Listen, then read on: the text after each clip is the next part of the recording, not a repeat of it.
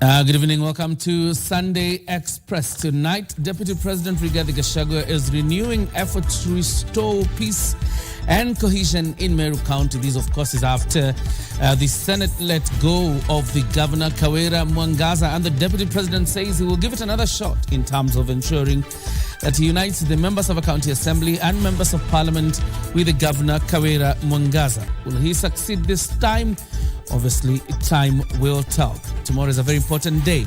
It actuates the government's plan of achieving a 30% tree cover. That is 15.7 billion trees in the next 10 years. And tomorrow, President William Ruto leads the nation in the exercise of planting trees. But remember, the holiday tomorrow is not tree planting. Rather, is a tree growing holiday, meaning you will have to plant the tree and then you will take care of it till maturity.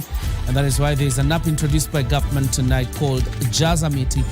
You will download to your phone, then register, and then you can be able to just turn in, or rather put in the number of trees you planted, and then it will make it possible for government to monitor and evaluate the tree planting exercise scheduled for tomorrow.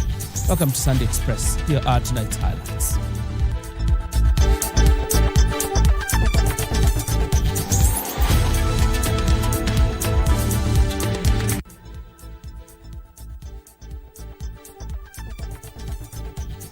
Ita tena, hiyo ndio kazi yangu. Niite gavana, niite wabunge, niite MCAs, nijaribu kuwarudisha pamoja. Healing political wounds. DP Rigathi Gachagua pledges to spearhead efforts to reconcile Meru County leaders. Hue and cry over new levies. Pressure piles on the government to scrap proposed new levies to acquire an ID and marriage certificate. And D-Day beckons. Kenya prepares to plant 100 million trees in 24 hours during the inaugural National Tree Growing Day.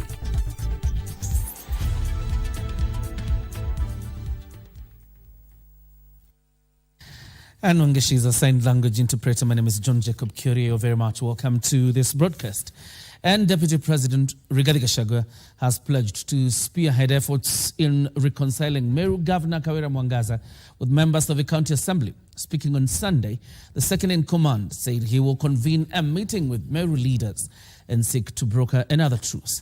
Mwangaza, who had been impeached by the County Assembly for the second time in under a year, was given a lifeline by the Senate after they cleared her of all the 7 charges leveled against her by the County Assembly of Meru. As Timothy Kipnusu opens our broadcast with that story.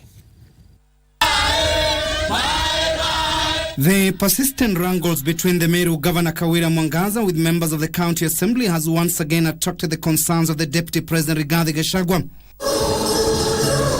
Once again, the DP is seeking to reconcile the Meru leaders. Nitawaita tena, hiyo ndio kazi yangu. Niite gavana, niite wabunge, niite MCAs, nijaribu kuwarudisha pamoja kwa sababu Meru County is also very important to administration. Nyinyi wenyewe mjipange mkuwe na amani. Ndio mkija kwangu tutumie nafasi hiyo kusukuma barabara, kusukuma maji, kusukuma mambo ya maendeleo. This comes as a resident petition President William Ruto to resolve the county government of Meru over the persistent disputes.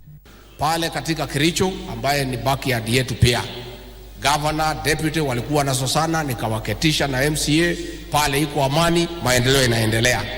Hapa Kiambu, governor, MCAs, wabunge walikuwa nasosana, nimewaketisha, tumesikizana, tumepata amani. A number of members of county assemblies have also joined the calls for the dissolution of the county. Lakini lazima tushikane kama viongozi wa Embu County, yale ambayo inawafanyika huko Meru na county zingine isije ikafanyika hapa. Elsewhere, former Njurinjeke Meru Council of Elders National Secretary General Let Fares Rotere has been recognized and celebrated for championing for peace and unity not only for the Meru community but all other communities in the country and Africa as a whole. Aliweza kutafutwa hata na president wa Arabia, the late Muammar Gaddafi, ndio akaweza kupeleka wazee wa Njurinjeke. Ni kwa sababu alikuwa amepata sifa za huyu mzee, na alipopelekwa kule the agenda ilikuwa ni jinsi gani Bwana Fares Rotere angeweza kuunganisha wazee wa Afrika. This even as Meru leadership have been challenged to embrace his leadership and stop the constant infighting for selfish interests. Kwa vile mzee alifanyia watu wa Kenya kazi na wa Meru na wa Afrika wote, hiyo ndio tunda yake ni watoto ya hiyo mzee. Kwa hivyo hata nyinyi mfuate nyayo ya mzee, sababu mzee alikuwa anapenda watu wote. They regretted the unending political bickering that has been witnessed in Meru County since the 2022 elections. Wakati hii ni wakati wa jamii ya Meru, tuko suppose kuanza kutafuta viongozi wazuri wale watafanya jamii wa Meru warudi pamoja. Timothy Kipnusu for Sunday Express. Of course, the reconciliation efforts by the Deputy President will have to start with the members of Parliament and the Governor, and also the Deputy Governor of Meru County. You remember, Meru County is not the only county rocked by differences between the Governor and the Deputy. Trans Nzoia, Kericho, Meru and Siaya are some of the counties that have had or recorded differences between the governors and the deputies. To another story that has attracted public pressure, and the pressure is mounting on the government to scrap the proposed new levies for marriage and identification documents. Speaking separately in Nairobi and Mombasa counties, political and religious leaders faulted the proposed increments, citing them as punitive and could gain, or rather dent in bad light the government in the court of public opinion. Here is Joseph Wahungu with details of a brewing storm. Days after the High Court issued orders stopping the implementation of new charges for ID card and passport issuance gazetted a week ago, debate is still raging on the controversial levies. Speaking at St. Teresa Legio Maria Church, Kariobangi, politician Maina Njenga and Bishop John Odera of Legio Maria Diocese of Nairobi said the new charges will be punitive to youth and low-income earners. Naona hata kupata vitambulisho ni ngumu, kupata passport ni ngumu. Tunawaambia wananchi wa Kenya, tuvumilie hii mambo, itakuwa mazuri. Elsewhere, Likoni Member of Parliament Mishi Mboko warned that the new levies will disenfranchise many Kenyans currently grappling with high cost of living. Na hosla na hasora ni wale hawawezi hata kupata 200, hata hawawezi kupata shilingi kwa siku, manake they are hustling. Wanangangana kama hawa sasa. Unaambiwa kitambulisho ni shilingi 1,000. Ukipoteza unalipa sijui 2,000. Sasa jamani, hawa hasla wakuwe na vitambulisho ama waende Tanzania wakachukua utanzania chip ya huko. The MP spoke during the opening ceremony of Likoni's Bofu Ward Assistant Chief's Office. For Sunday Express, I'm Joseph Wahungu. To another round of politics, Wiper leader Kalonzo Musyoka has maintained that the government must address the high cost of living.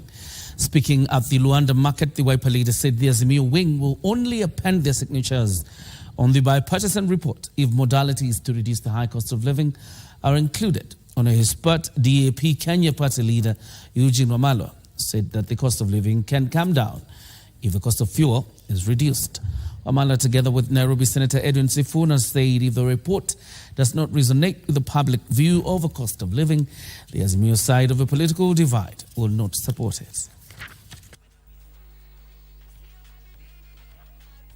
Sasa ile ripoti unaleta kwa bunge, vile huyu ndugu yangu amesema, kama hauna shughulika na mambo ya unga, wewe jua tu kura yangu na ya Osoti na ya huyu wa Kitui, hakuna, tutaangusha hiyo ripoti.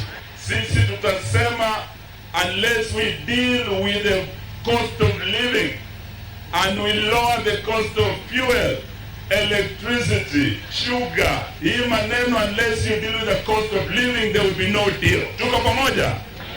In fact, tumeambiwa kama kuna document ya kuweka saini, hatuwezi kuweka, na mimi, this is very important. We have gone to the grassroots situation. If it doesn't meet the expectations of the Kenyan people, hatuta hata ilete kwa bunge.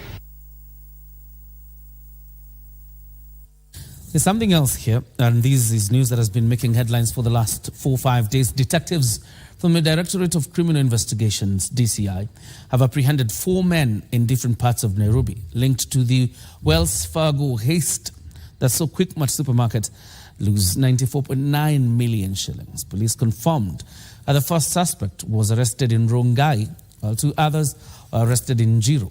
Martin Deringanga, the 4th suspect, was arrested in Roysambu. 9.1 million shillings, believed to be part of the proceeds, has been recovered. The operation that involved a multi-agency team led by DCI headquarters detectives, backed up by their Nairobi counterparts, led them to Rongai, Kajiado County, where the first suspect was arrested.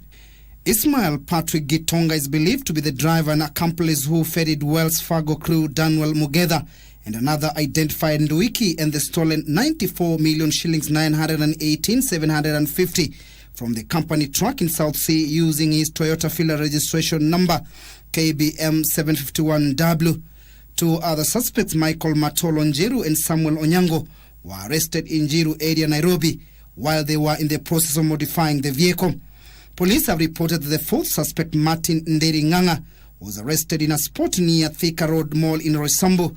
He led detectives to his rented house in Roysambu, where a search led to the recovery of 9.1 million shillings in cash. The 94 million shillings stolen while on transit to a local bank was from sales of Quickmart supermarket on the 6th of November. Investigations are underway to arrest and recover the remaining stolen cash. 9.1 million shillings has been recovered. That means there's still 85.8 million out there. The government targets to plant at least 100 million trees in 24 hours as part of its long-term plan to plant 15.7 billion trees in the next 10 years. As the country gears up to map the inaugural National Tree Growing Day slated for Monday the 13th of November, each ministry, government, department and county governments have been allocated annual targets to not only plant trees but also ensure their survival to maturity. Here are details of the ambitious plan that, if executed to the letter, would change the country's environmental landscape.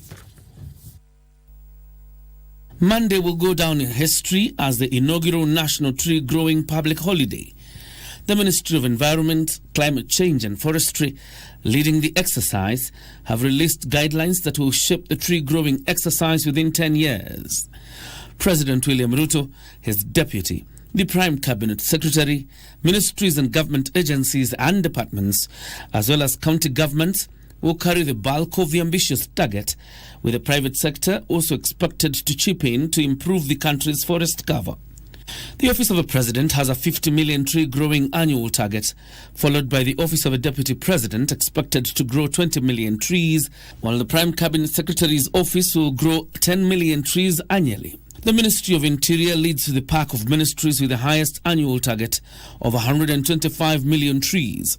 The Kenya Forest Service, the lead actor in the conservation efforts, is the government institution with the highest target at 300 million trees annually, followed by the State Department for Basic Education and the Correctional Services Department with 200 million and 100 million trees respectively. The government appears to be keen on restoring tree cover in arid and semi-arid areas, with the expansive Marsabit County expected to grow 2 billion trees in 10 years, owing to joint efforts by the national government, the county government and other non-state actors, while Turkana County has a target of 1.2 billion trees, followed by Wajir and Garissa County with a 1.4 billion and 819 million trees target respectively. Because we're also looking at the urban areas where the green spaces need to be improved in terms of tree planting and growing, so that we can improve the green spaces in all our urban areas. President William Ruto will lead the country in the national tree growing exercise in Makueni County, while members of his cabinet are expected to be in at least 2 counties for the exercise. Kenya Forest Service says a minimum of 10,000 trees will be planted in each of the 47 county launch sites, while a minimum of 100,000 trees will be planted by stakeholders and the public. The agency is encouraging Kenyans to turn up for the tree planting and visit KFS forest stations and nearby tree nurseries for seedlings. I am therefore now calling upon Kenyans to take advantage of these rains and plant as many trees as possible. Plant beyond 13th of November until that time when the rains stop. The government has also unveiled the Jaza Miti app, where members of the public are expected to register, record and upload the trees planted to help it monitor and evaluate the tree growing exercise. Corporate organizations, NGOs, farmers and individuals are also encouraged to grow trees through the Adopt a Forest framework.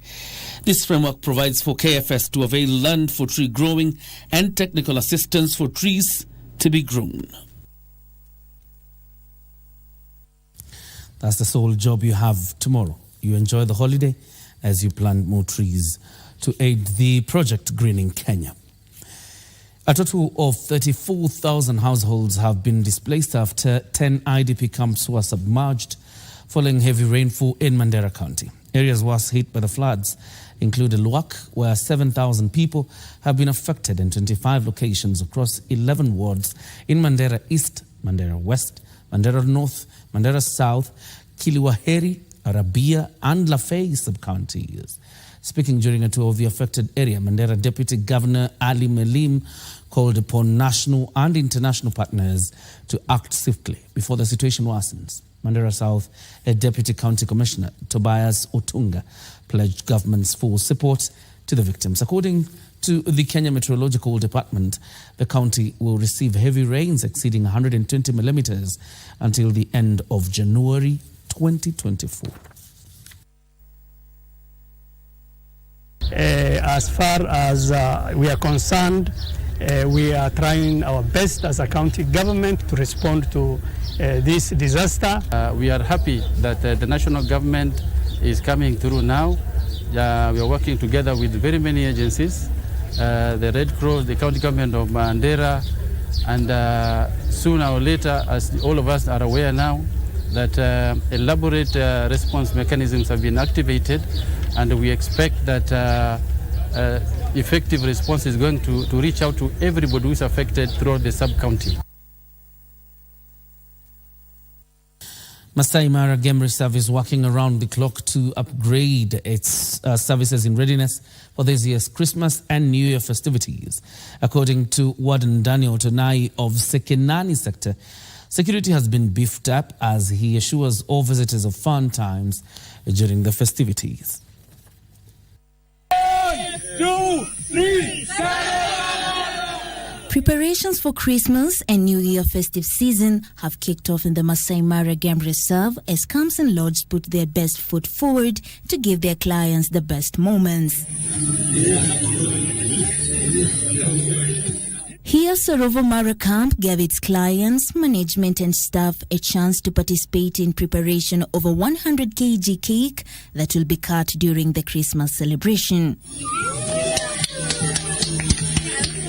Tourists and other attendees also had a chance to partake in the preparation, blending an array of over 30 dry ingredients. The mixing of Christmas cake is more than just a precursor to Christmas, but a time to share joy and socialize. That quantity of fruit is 100 kgs, and we are adding just 15 liters to 20 liters of alcohol. So it gets well, it gives you that, and it is not just a cake with pudding or just a normal cake and all. It's a cake with alcohol, spices, different types of dry fruits, different kinds of nuts. So it's more of a Christmas flavor. His sentiments were echoed by Sarovo manager Nicholas Maina. This was it's an intimate family affair, which signifies love, family, and hard work. Warden Daniel Tunai of Sekenani sector, who cut the tape to signify the kickoff of the festive season and preparation of the Christmas cake, he has assured all visitors that security has been tightened to guarantee safety for all during the festive season. For security, we are already on set. My team is on the ground. We are all alert. Everything is safe, both our wildlife and our tourism, our tourists. We are ready. The 100 cake mixing is given a marination period of 1 month and will be remixed after every 7 days before it's baked in the first week of December. Pauline Nasimil for Sunday Express. Actually, didn't know people prepare for Christmas on the 12th actually, of November. But then, still well. I'm looking at the scores for the match between Man City and Chelsea. Looks like Chelsea came to the field sparring for war. It's 3-3 on the 84th minute. We're taking a breather. We'll be back with more news in a few.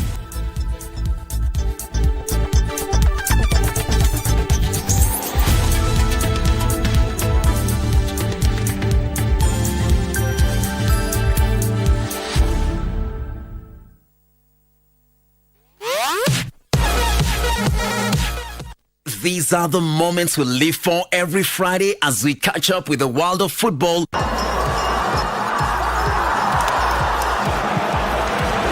Manchester City go in front. With your favorite stars in rivalries like no other that keeps you on the edge of your seat. Learn a few tricks that keep you ahead of the game and spice it all with unforgettable moments on Dunda Dunda.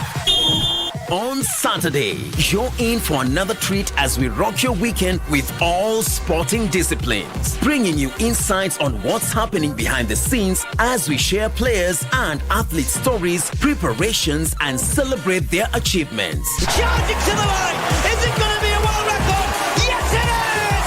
She smashed it! Whatever angle you look at, we've got you covered. KBC Channel 1, your true sports partner. Music can be magical.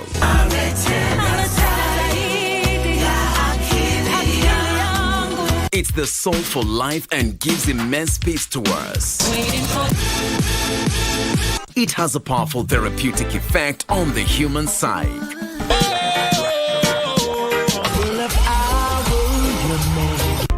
Whether secular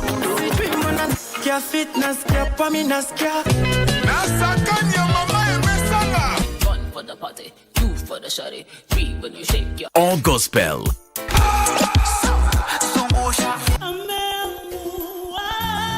There's a song for everyone, every occasion, and every emotion.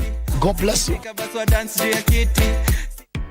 KBC Channel 1 magazine programs strive to disseminate news and information. Welcome to Happening in the World of Entertainment and achievements of individuals navigating through life. Be part of the intelligent conversation upon KBC Channel 1. Related to the interest of Kenyan public on various subjects of national importance. Keeping you up to date with the latest tech news, challenges, and remarkable stories of individuals with disabilities. And you have a say. Our magazine programs empower communities with words for conversations and a common language to approach the world. For your infotainment needs, we have a great range of programs. KBC brings you children's programs at its very best.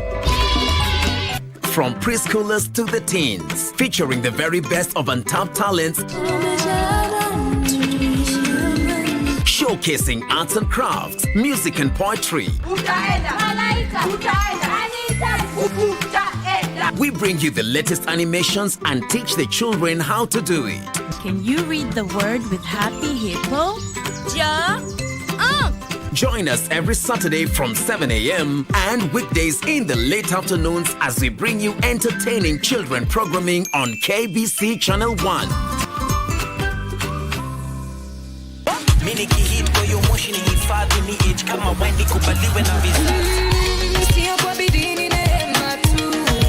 Praise the Lord, the Angaza family. I want to take this opportunity to invite you every Saturday from 6 p.m. This is a place of latest gospel uplifting music.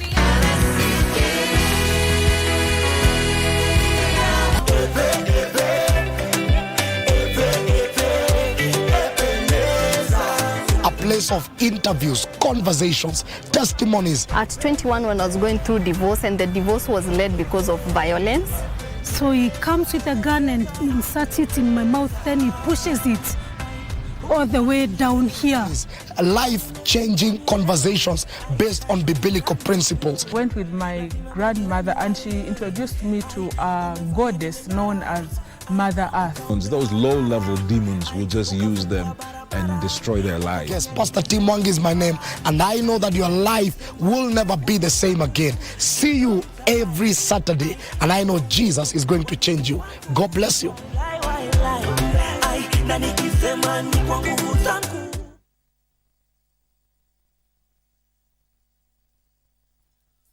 Mchezaji wa Loto Moto. Mungu awabariki sana.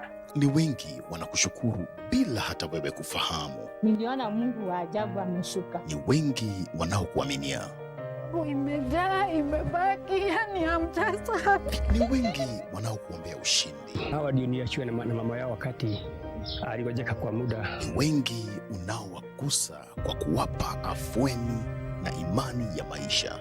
Asante na Mungu akubariki pia. Ni wengi unawatembelea. Through hii program ndo tunajua vitu zingine. Na imani yako inawapa amani. Akaaga juu ya kansa. Ushindi wako ni wa wengi. Roma niendanga, Roma. Asante mchezaji wa Loto Moto. Itakuaje? Oya. Auntie akona ka forehead. Akona the mark of quality. Ameke rough denel mshetani over.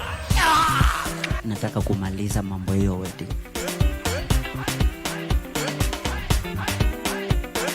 Kwanza kiongea kitu kia Patrick sana. Rosi Paul. Umenimaliza kama chai kwa kikombe. Hizi zote zimebaki December, September, October. Wanaona, anoma itwala. Ni kama tu nikuje nikwambie uko na kichwa kubwa. Sasa makosa si au sio? Ndio manake. Okay. Every Monday from 8 p.m. to 9 p.m. on KBC Channel 1.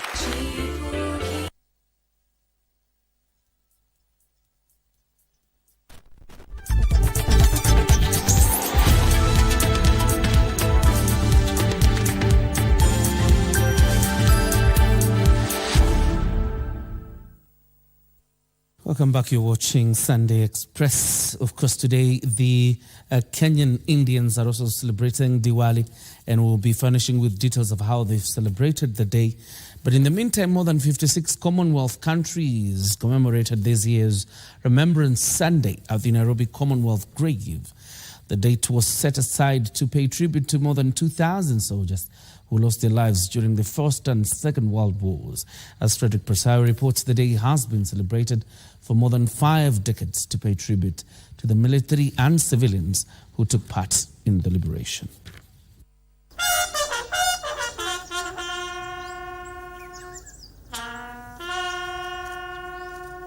Kutoka 1942 mpaka 1948 nikawacha. Nilikwenda mama, ndio vita kaisha, tulirokota hiyo misizo magari tukiweka kwa meli. World War veterans sharing their personal experience, the struggle that ended in 1941. Hii ilikuwa kwa watu wanapiga vita, ndio British nakumbuka watu ile ilikuwa napiga vita. Decades later, their sacrifices have been recognized by 56 Commonwealth countries.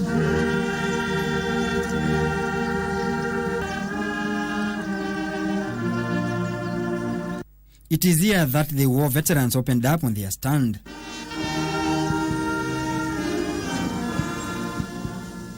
They at the same time lauded the current government for recognizing their efforts in fighting for liberation. Kwa hivyo mimi nashukuru yeye sana kwa kunikumbuka kazi ile nimefanya, sababu mimi ni veteran na mpaka sasa hii mimi ni peace ambassador ya Wajer.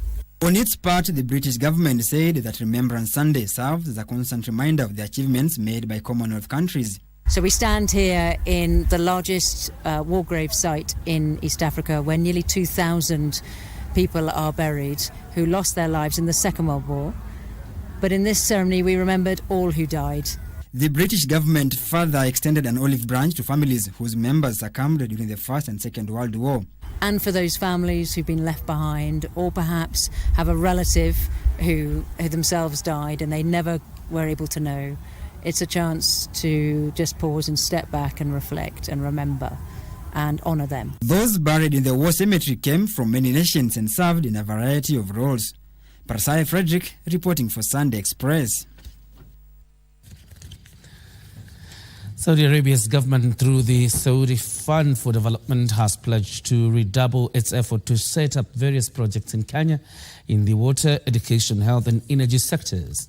Speaking in Riyadh, Saudi Arabia Director General of the Saudi Fund for Development, Randa Ali Hutali, said already more than $100 million has been channeled to support water projects in Nairobi. So far, the Saudi Fund for Development supports more than 46 African countries.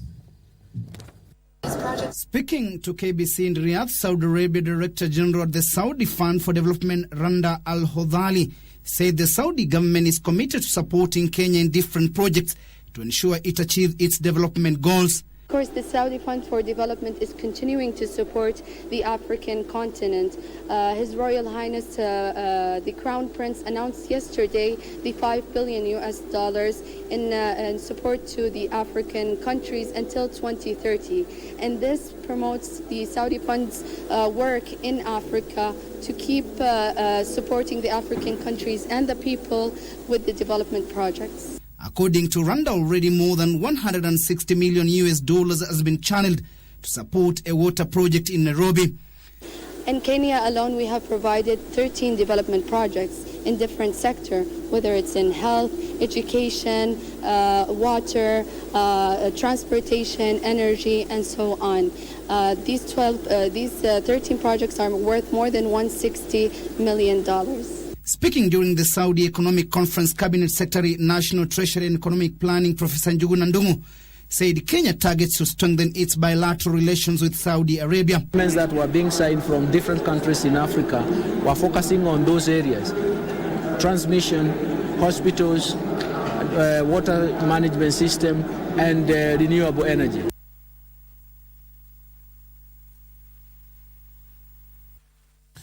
A 23-year-old woman in Magongo, Changamwe constituency in Mombasa County, is in dire need of 680,000 shillings to enable her to undergo surgery on the 23rd of December this year.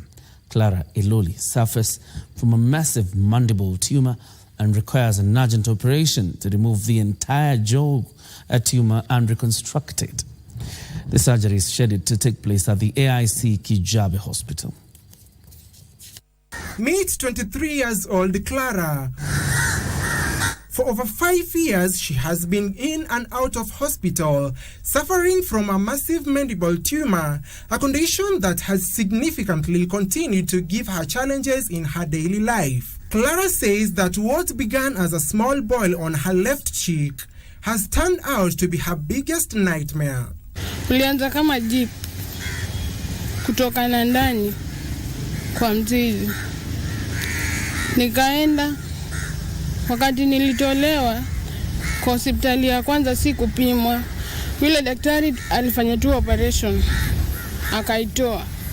Wakati nimeenda another hospital, hapo ndo nikaambiwa kutoa ile mzizi. Sasa sikujua ni mzizi gani. Her frequent visits to different hospitals in the country has drained her family financially, leaving them with no option but to place the family home's title deed as a collateral in a bid to afford medical for her. Vile nilifika Kijabe nikafanyiwa kwanza test. Ndio hiyo majibu ikapatikana shida ilikuwa wapi. Sasa nafaa kurudi mwezi wa 12 tarehe 22 kutolewa hiyo mzizi na ile mshipa yenye itakuwa ina support this part. Clara says she is expected to undergo surgery again on 23rd December, which is just 2 days to Christmas, calling on well-wishers to grant her a Christmas wish by raising the 680,000 shillings she needs for surgery. Wakati hiyo shida imepatikana, kaambiwa nirudi tarehe 22 December. Na inahitajika pesa 1,600. Inahitajika kurudi nayo hiyo siku. Lakini kwa huu ugumu hatujiwezei lolote. Well-wishers can send their donations to her through phone number 0797534648.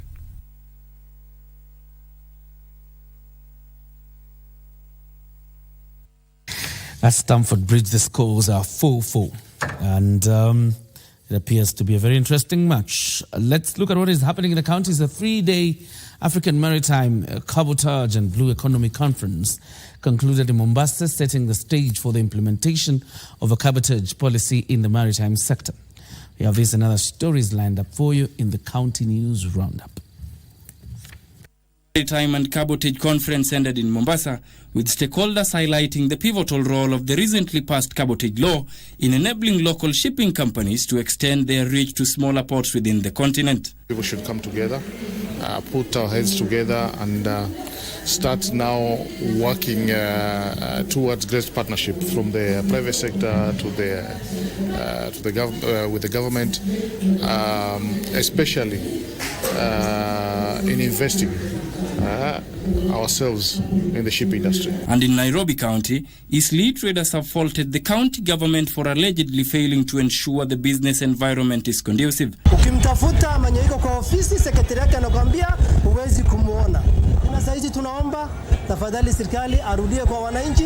Separately in Meru County, the Kenya National Union of Nurses say they will down their tools come Monday 13th, following the lapse of a 14-day strike notice to the county government, citing lack of promotions and poor working conditions of nurses. On Monday, we shall all proceed for a strike because we have lapsed the strike of the notice that we served in the county 30th of October, and therefore we just want to notify the members of public to seek for alternative areas where they shall take their patients and all other their beloved one, because we shall not be providing services come Monday.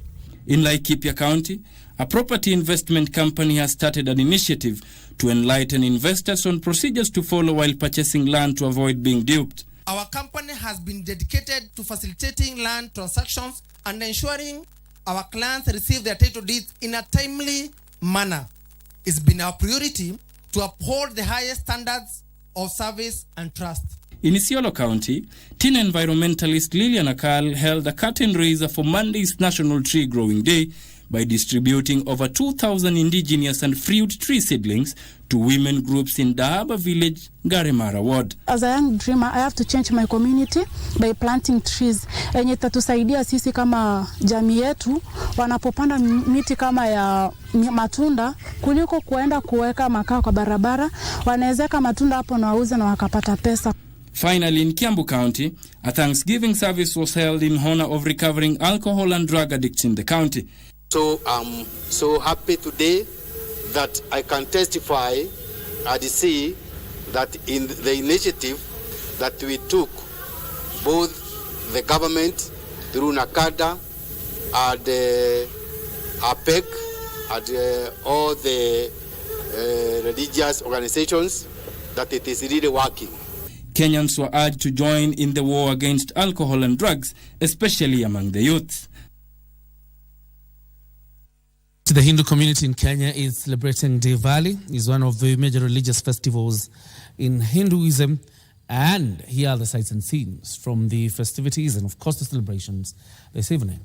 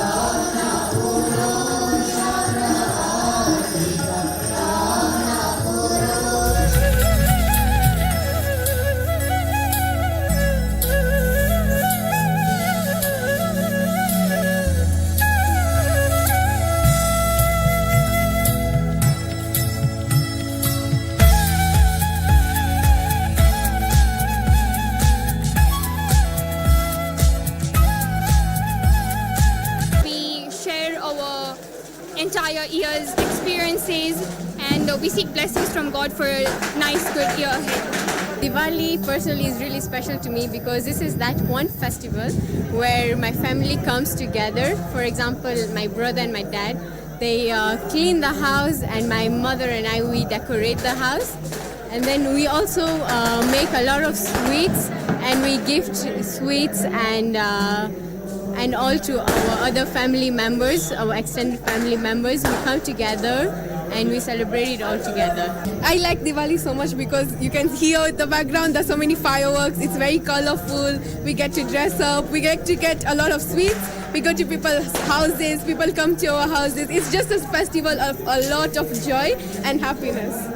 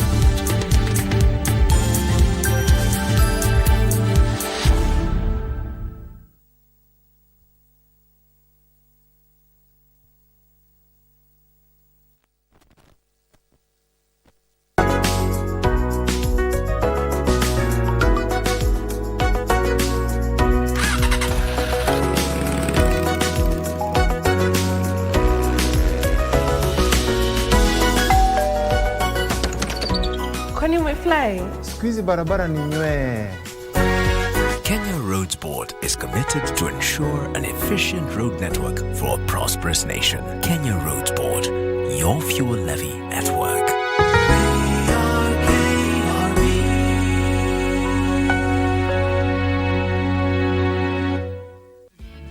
Cheza Loto Moto. We've gone ahead tukamaliza pia school fees with your other kid.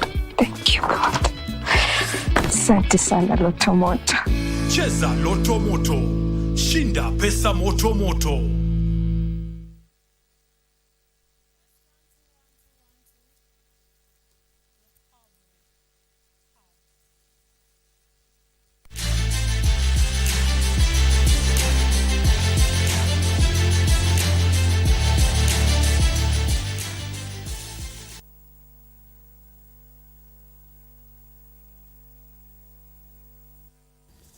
Welcome back to Sunday Express. My name is Karen Kibet. Let's now take a look at what's making headlines in the world of sports. The Youth Affairs and Sports Cabinet Secretary Ababu Namwamba has threatened to shut down athletes' training camps found flaunting anti-doping regulations. Namwamba said sports careers of innocent athletes in the country were being ruined by certain training camps, coaches and agents who administer enhancement drugs to athletes without their knowledge. The Sports Cabinet Secretary Ababu Namwamba has threatened to shut down athletes' training camps found flouting anti-doping regulations. However, he promised that they will succeed in eliminating doping cases among the athletes through a multi-agency joint war. This is the first government, this government led by His Excellency William Ruto, is the first government, number one, to identify the anti-doping war as a strategic national interest. And number two, to allocate resources to that war. He said the government, through Anti-Doping Agency of Kenya, together with the National Government Administration officers, police, judiciary and several other key players, will rain on training camps that their coaches who are suspiciously doping innocent athletes. The CS regretted that the recent increase of doping cases among Kenyan athletes had attracted international attention when World Athletics President Lord Sebastian Coe visited Kenya early this year. Coe's visitation came a few weeks after Kenya escaped a doping ban of athletics. We want these resources to be put to good use to end this menace. And so many athletes are finding themselves testing positive for substances whose source they do not know. And when we focus on the athlete, we miss the whole picture. We must go for those agents. We must go for those coaches. We must go into those training camps. And if you are running a camp that has been turned into the classical space for doping, we are coming for you. Ababu said this during a press briefing at Eliud Kipchoge Sports Complex. Thank you for coming. Luke Kiprop clocked 2 hours, 13 minutes and 19 seconds to clinch the second edition of the E10 International Marathon held today in Elgeyo Marakwet County. Luke beat his closest challenger Charles Kimeli, who registered a time of 2 hours, 14 minutes and 26 seconds to finish second, while Edwin Nyator was third in 2 hours, 14 minutes and 58 seconds. Meanwhile, Naomi Chepkorir clocked 2 hours, 32 minutes and 36 seconds to win the women's title, while Lina Kaino finished second in 2 hours, 34 minutes and 27 seconds. Caroline Kimosop was third in 2 hours, 36 seconds and 36 minutes and 36 seconds. Ruben Longosiwa won the men's 10-kilometer race, while Miriam Chebet bagged the women's title.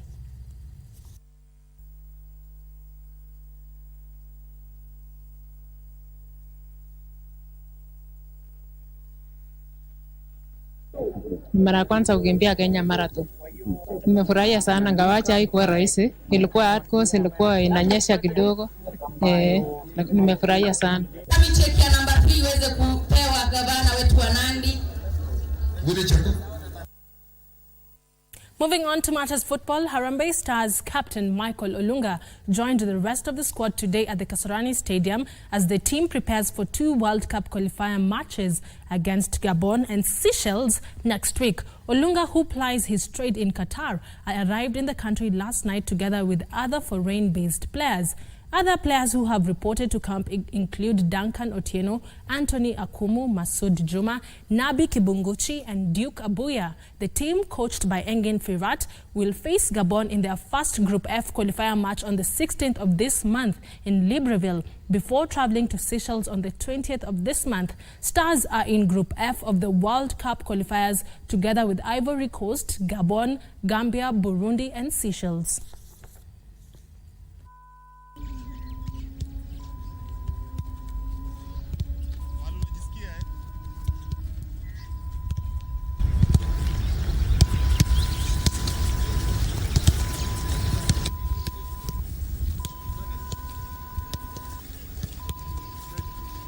For the ball if possible. Call for the ball.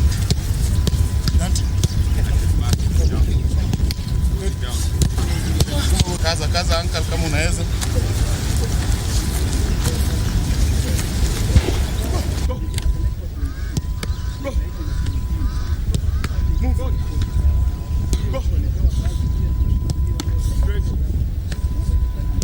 Jeff Okuku emerged victorious in the boys under-14 category at the Extreme Tennis Junior Challenge, which came to a close today at the Parkland Sports Club in Nairobi. Okuku defeated Vihan Bulsara 2-0 in straight sets of 4-2, 4-love in the 2-day event, which attracted over 84 participants.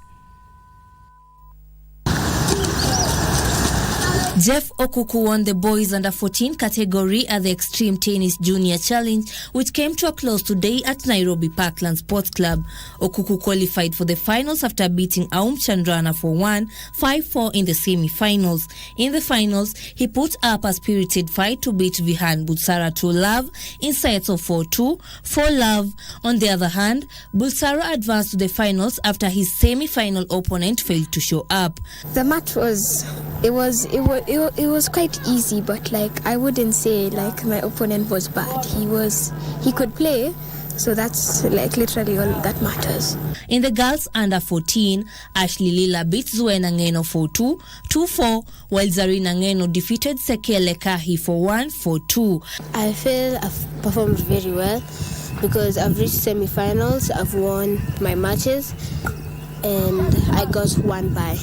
The event attracted over 84 young players from across the country. At the moment, we've been doing more of under 10s development category, which is more of a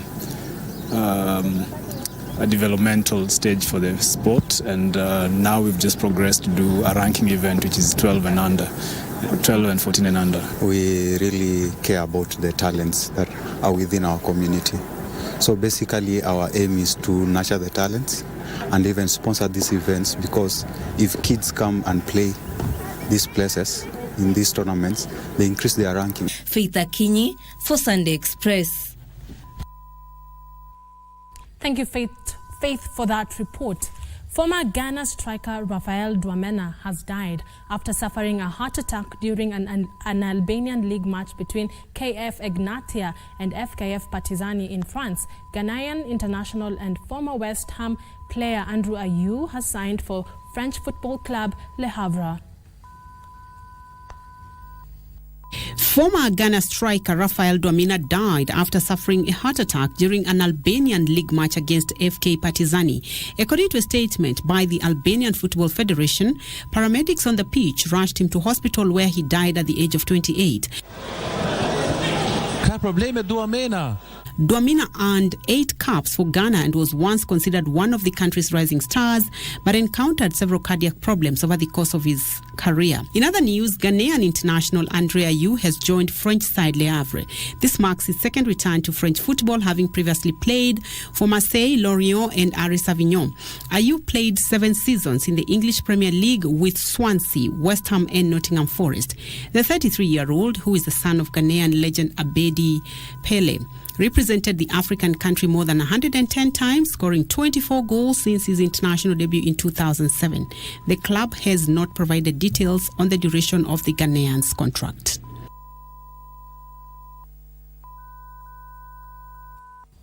Kenyan international defender Brian Mandela Onyango has tasted his first Continental Club trophy in his career after his club Mamelodi Sundowns beat Morocco 2-0 in the second leg match of the inaugural Africa Football League final played at the Loftus Versfeld Stadium. Sundowns had lost 2-1 against Casablanca in the first leg, but today's 2-0 win gave them a 3-2 aggregate win.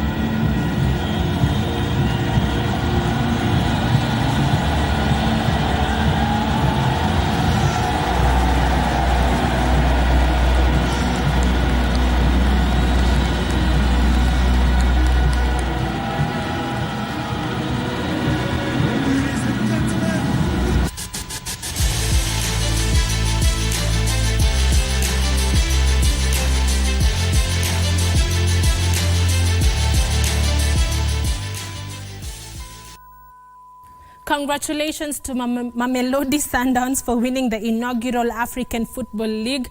We do hope that Kenyan football teams will also rise to the occasion and also participate in the African Football League going forward. Now, my colleague John Jacob Kioria says that we cannot leave the studio without talking about Chelsea for holding Man City in that 4-4 draw that Cole Palmer scored a late penalty. Kioria, I know you're very happy, but... Yeah, probably because, Chelsea is the juicy news that you finish up with. On the Mamelodi team that you were talking about, it is interesting to note that there's a Kenyan actually playing for that team. Oh, yes. So definitely the win for Mamelodi can also be celebrated back home. Now, it's been a weekend of sporting action and quite interesting ones because yesterday, Karen. Yes. You know the county I come from? Yes, I do. Which of one? Course. Don't say Kiambu. I come from Muranga County. Yes, Muranga. Yes. Mm-hmm. And Muranga Seals were playing Gor Mahia yesterday. And you know what they did? They held Gor Mahia to a draw, despite Gor Mahia having a new bus. So you're a man of draws, because I say your team, Chelsea, is drawing 4-4.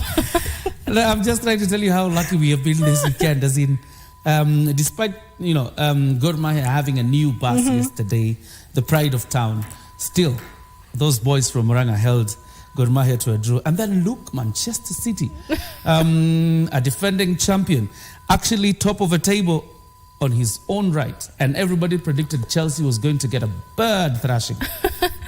Don't forget, I'm also a happy woman because Manchester United beat Luton Town yesterday. So, Luton Town? Yes, it's still a win. I mean, Chelsea, you're terrible in drawing with big teams and being beaten by small teams. Munachoma bet sana. What was that team again? Don't talk and you're number 10 on the table. We are number 6. So give it to them. Manchester United beat AFC Leopards. What difference does it make? Kioria, good night. We need to wind up the bulletin. Thank you very much for keeping us company. Thank you for watching Sunday Express. My name is John Jacob Kioria. Have yourself a fantastic night. God bless.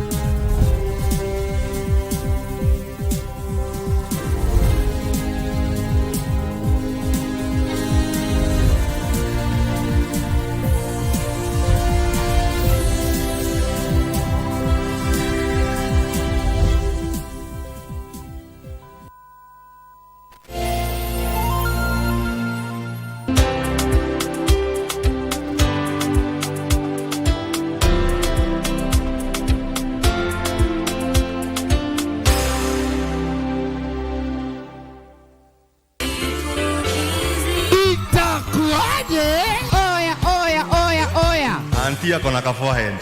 Akona the mark of quality. Ameke ram jenela mshetani over. Nataka kumaliza mambo hiyo wedding.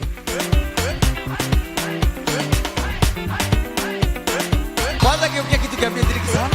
Rosi Paul. Umenimaliza kama chai kwa kikombe.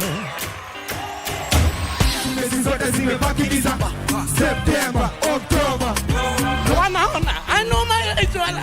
Ni kama tu nikuje nikwambie uko na kichwa kubwa. Sasa makosa si au sio? Ndio manake. Okay. Every Monday from 8 p.m. to 9 p.m. on KBC Channel 1. You are the most amazing man. I love you, Daniel Otero. No. Wait, what are you going to I'm do? going to turn no, myself Hannibal, on. no, I'm no, going no, to turn no. myself in. I said no. I want you to leave San Juan and never show your face here again. When Daniel found out that Carolina was having a baby, he was dating Isabel, and he broke up with her just to go back to Carolina. Is it true that you had a secret affair with Isabel? Yes, it's true. This hypocrite of my wife cheated on me with Danielle.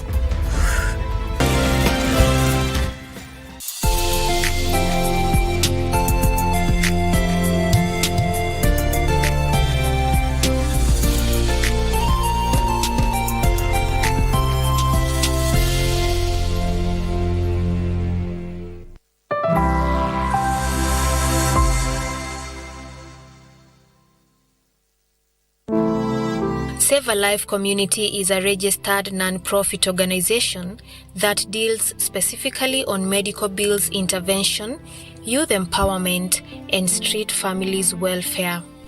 Save a Life Community has transformed over 5,000 lives. Over 1,000 people have undergone through successful medical surgeries. Over 3,000 youths have been empowered with knowledge in media and computer skills, and over 1,000 street families' lives have been changed.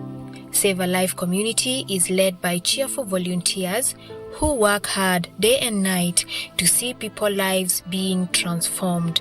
Save a Life Community, transforming lives. As you can see now, Jennifer is fine, and she's still on treatment, and she wants to say something. Sema kitu yoyote. Thank you. You are very hard. Yeah, good.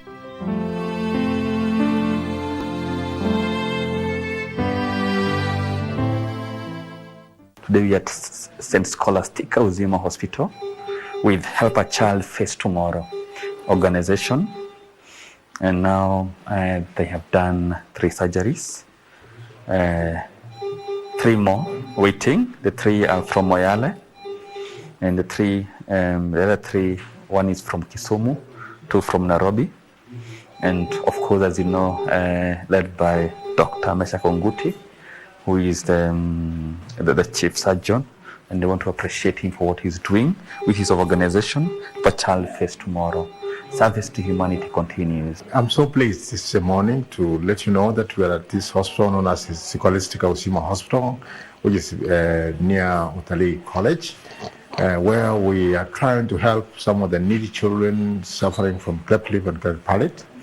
And particularly, last week on Friday, we received the children from Moyale who came a long way, and we reviewed them and we realized that they needed these surgeries to be done.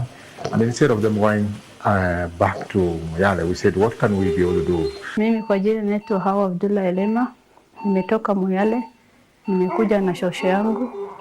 Mimi niko sawa, mtoto ndio ako mgonjwa, kwa saa hii ako sawa, vile ameshonwa ako sawa. Daktari nimesema asante. Nitashukuru sana madaktari wa hapa hospitali hii tuko kwa vile wamejitolea kutusaidia sisi, na tena mtoto wangu alikuwa na tabu ya shimo ya mdomo. Nashukuru Save a Life na waendelee vile wanaendelea, watusaidie tu ndio wale hajiwezi wafaidike. Majina naitwa Elizabeth, nimetoka Machakos. Nilijifungua mtoto akiwa na shida ya cleft lip, lakini hawa madaktari wamenisaidia, hii organization. Nasema tu asante. Shukuru Save a Life organization kwa kujitolea na kunisaidia pia. Save life. Save life. Save life. Save a life. Save a life. Save a life. Save a life. A life. Asante sana.